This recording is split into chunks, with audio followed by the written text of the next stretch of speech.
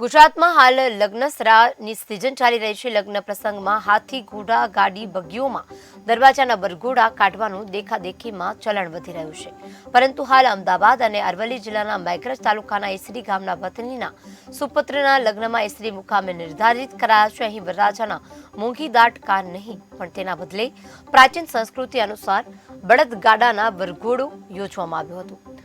આ અનોખું વરઘોડું ગામમાં આકર્ષણનું કેન્દ્ર બન્યું હતું। આજના યુગમાં સાદું બળદગાડું દેખાતું નથી, ત્યારે ઈસરી ગામના જયેશભાઈ ચતુરભાઈ ભાટિયાના પરિવાર દ્વારા સુપુત્ર હર્ષના શુભ લગ્ન પ્રસંગે બળદ અને ગાડાને શણગારેલા બળદગાડામાં વરઘોડા કાઢી દાયકાઓ પહેલાની પરંપરા ઉજાગર કરી હતી। નવી પેઢીને લગ્નની પરંપરાથી અવગત કરાવ્યા હતા। લોકોના જણાવ્યા અનુસાર આ પરંપરા 50 વર્ષ પછી જોવા મળી હોવાની વાતો સામે આવી છે। આજે મારા ઘરે દેવ દર્શન કરવા માટે જઈ રહ્યા છીએ। બધા વરઘોડાનું નામ લે છે, વરઘોડા રીતે ડીજેમાં ને એ રીતે નીકળે છે, પણ મારા પપ્પાના વિચારો એવા હતા, મારા પપ્પાની ઈચ્છા એવી હતી કે આપણે જે જૂની રીતો છે, જૂના સંસ્કારો છે, એ પાછા લાવીએ।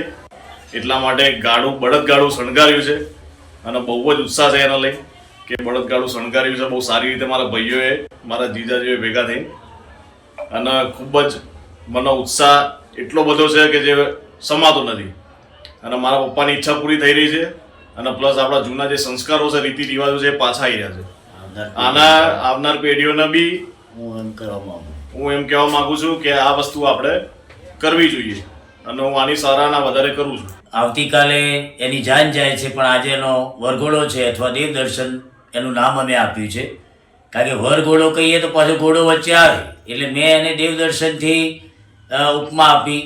અને એ ઉપમા આપવાનું મેઇન કારણ એ કે છેલ્લા હું 10 વર્ષથી જોઈ રહ્યો છું કે દિન પ્રતિદિન આર્થિક રીતે નબળો હોય કે સદ્ધર હોય, પણ એ લોકો વરઘોડાની અંદર અથવા બેન્ડવાજાની અંદર અથવા ડીજેની અંદર એટલા બેફામ ખર્ચા કરે છે કે એ લગભગ એના પ્રસંગ પછી 8-10 વર્ષ સુધી એ મૂંઝાયેલો રહે છે।